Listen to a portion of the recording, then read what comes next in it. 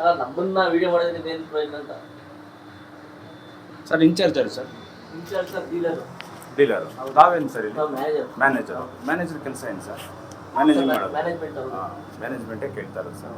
ತಾವು ಯಾವುದು ಸರ್? ಮೈಸೂರು ಕರ್ನಾಟಕದಲ್ಲಿದೆ. ಹೌದು. ಇಲ್ಲಿ ಕರ್ನಾಟಕದಲ್ಲಿ ಕನ್ನಡ ಬಳಕೆ ಆಗಬೇಕು. ಒಂದು ನಿಮಿಷ ನನ್ನ ಪ್ರಶ್ನೆ. ಕರ್ನಾಟಕದಲ್ಲಿ ಕನ್ನಡ ಬಳಕೆ ಆಗಬೇಕು.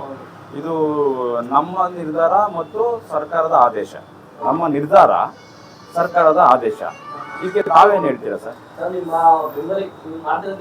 ಪೂರ್ತಿ ಬೆಂಬಲ ಇದೆ, ಅದ್ರ ಬಗ್ಗೆ ಒಂದೇನು ಅಭ್ಯಂತರ ಇಲ್ಲ.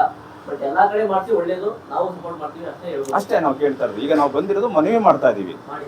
ನಮ್ಮ ಪ್ರಕಾರ ನಿಮಗೆ ಮನವಿ ಕೊಡ್ತಾ ಇದೀವಿ. 15 ದಿವಸದಲ್ಲಿ ಬೋರ್ಡ್ಗಳೆಲ್ಲ ಚೇಂಜ್ ಮಾಡಬೇಕು ಅಂತ. ನೀವು ಯಾರಿಗೆ ಡೀಲರ್ ಕೊಡಬೇಕು ಅಥವಾ ಇನ್ಯಾರ್ಗಾರ ಕೊಡಬೇಕು, ಇಲ್ಲ ಹೈಕೋರ್ಟಿಂದ ನಮಗೆ ಸ್ಟೇ ತರಿಸ್ಬೇಕು ಅಂತ ಏನೇ ಮಾಡಿದ್ರು ನಿಮ್ಗೆ ಸೇರಿದದು. ನಮ್ಮ ಉದ್ದೇಶ ಏನು?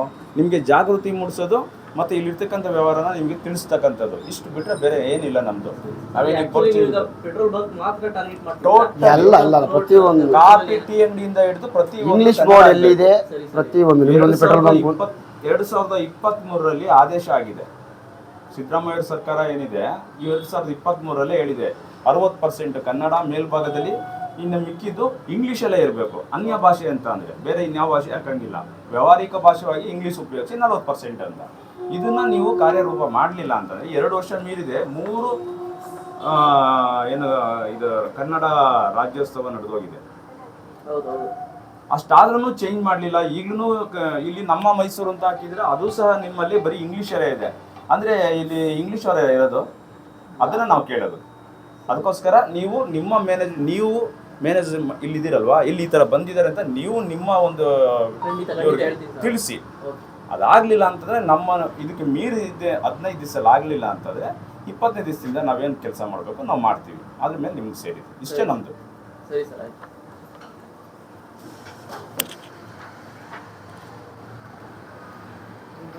ಸ್ನೇಹಿತರೆ ನಮಸ್ತೆ.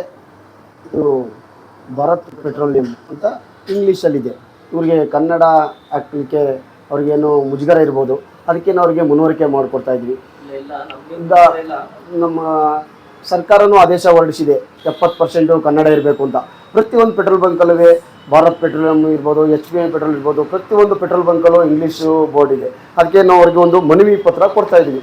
15 ದಿವಸ ಟೈಮ್ ಇದೆ ಅವರಿಗೆ. 15 ದಿವಸದಲ್ಲಿ ಅವರು ಕನ್ನಡನ ಹಾಕೊಂಡ್ರೆ ಸರಿ, ಇಲ್ಲಾಂದರೆ ನಾವು ಮುಂದಿನ ಕಾರ್ಯಕ್ರಮ ಏನು ಮಾಡಬೇಕು ಅದನ್ನು ನಾವು ಮುಂದುವರಿಸ್ತೀವಿ ಸ್ನೇಹಿತರೆ.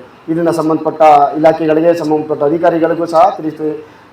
ಇಲ್ಲಿ ಇಂಗ್ಲೀಷ್ ಬೋರ್ಡ್ ಇರೋದಕ್ಕೆ ಇವರಿಗೆ ಒಂದು ಮನವಿ ಪತ್ರ ಕೊಡ್ತಾ ಇದ್ದೀವಿ.